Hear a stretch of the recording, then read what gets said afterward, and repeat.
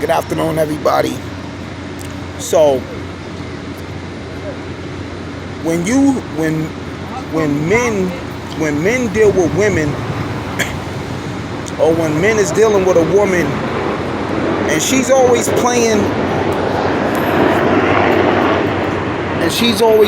like cheating music, sob music where the female singers talking about men doing them dirty and depression and just all type of dark, toxic energy, about dudes messing with their best friend, or you don't appreciate me, and whining and complaining, and I'm gonna go mess with a better man. When you hear music like that, or even if it's a male singer, your man don't deserve you, he's not doing this and he's not doing that, like Dexter Daps and all these funny soca singer, Jamaican singer niggas, they always want to try to brown nose the bunnies and all that, and your man's supposed to do this. LL Cool J used to do that shit.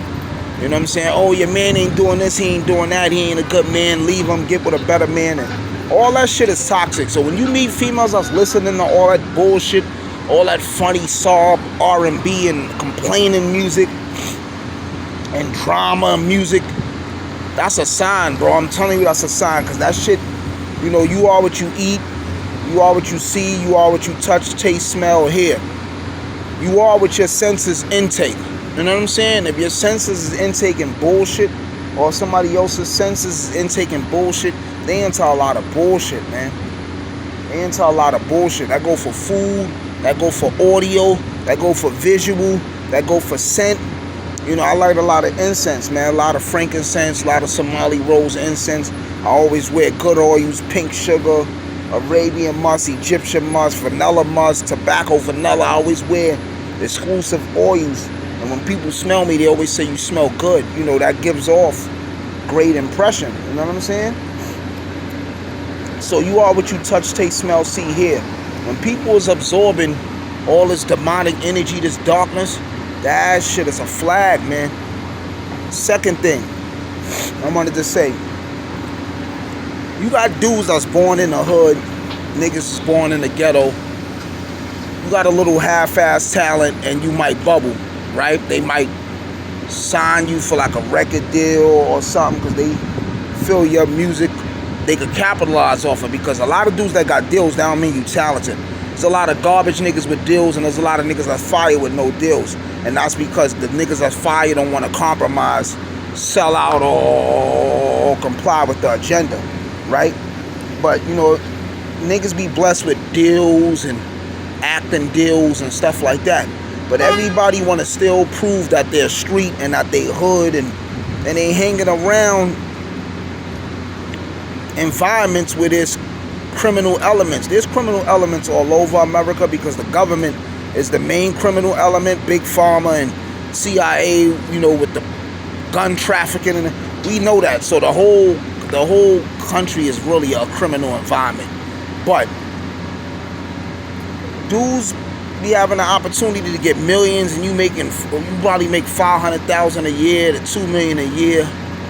Why is niggas trying to show their wealth or their fame or their status amongst people who have no fame or no status? This is how Diddy got into the problem years ago when he was in a club with Jennifer Lopez. He's trying to flash his chicken and his fame, but then there's street niggas with real super chicken.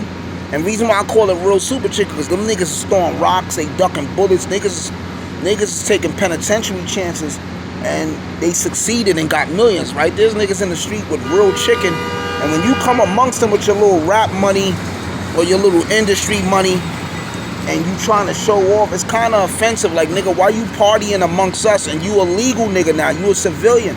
There's a line. You know what I'm saying? Why you coming to the underworld with the demons and the goons and the jackals that want to party amongst us? I come from that. Really, you actually really don't. Just because you live in the ghetto and you lived in the projects, that don't mean you was doing what street niggas do. There's a lot of niggas born in the projects and in the hood, but they wasn't in the streets. They wasn't active. Then there's niggas that's born in the projects in the hood, and they involved. Drugs, shooting, killings, niggas is active. You know what I'm saying? So You know, sometimes people forget, you know, and they start believing all the shit they rhyme about, and they don't know how to separate the rapper, the character, from the real person. And dudes start really believing they demons and they shooters, and niggas getting jams and get plucked out and get aired out and gunned down. You know what I'm saying? Dudes gotta do better, man. I'm gonna tell you, man, if I'll get 300,000 cash, my money, I'm going straight to Shaq. Like, yo, Shaq, please, man, I need you to mentor me, bro. I got 300,000, Shaq. I got 200, I got 100,000. I know that scraps to you, Shaq, but I want to flip this 100,000, man. Show me how to invest this, put this into some corporations, some companies, mentor me. You know, these little rap drill niggas got the access to get millions and still want to be with dudes that can't help them. Levitate, get where you going, and then whoever you do got love for, the niggas you do fuck with, fly them out to you, and then help them. Fly them out to you and then help them. Don't go back to the swamp, because the jackals and the wolves and the demons and the gorillas, the niggas is gonna devour you, and they niggas be knowing you don't be built like that. Most of the rappers don't be built like that. They be the niggas around them that's built like that. You know, they have a little dirty nigga, he a risk taker, he take penitentiary chances, a little shooter here and there. But the rappers, they self, 95% of the rappers is pussy. It's probably only 5% that really get busy. Now, let me say 90% of the rappers is pussy. There's 10% that'll get busy. And there's only 5% that's probably gonna use their hands. There's only probably 5% that's gonna use their hands and can knuckle a nigga down and get busy with the knuckles. But out the 10%, the other 5, they gonna pick up a hammer and dump a hammer.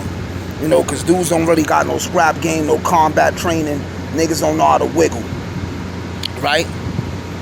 People, man, y'all gotta count y'all blessings, man. You know, and y'all gotta know how to be clairvoyant and see danger when it's ahead.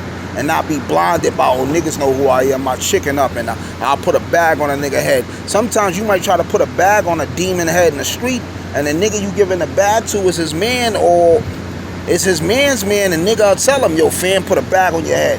Then it'll boomerang back, and then they'll turn your TV off and keep the bag. You know, the black community and the Latino community is contaminated with music. They infiltrated our music. They polluted our music. They polluted our food. They polluted everything. Our rituals that we used to do, cookouts, barbecues, all that shit is contaminated and polluted, right? Dudes need a great reset. Dudes got to revamp and retract and get back to the blueprint. And how you do that, you got to start small. You start with self. If you want to change the world, you got to change yourself first. If everybody focus on changing themselves first, then they could change the world.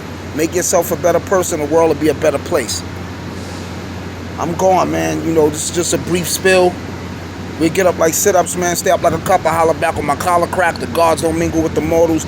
Kings don't eat with the peasants. And the only time wise men hang around fools is when they educate them or enslaving them.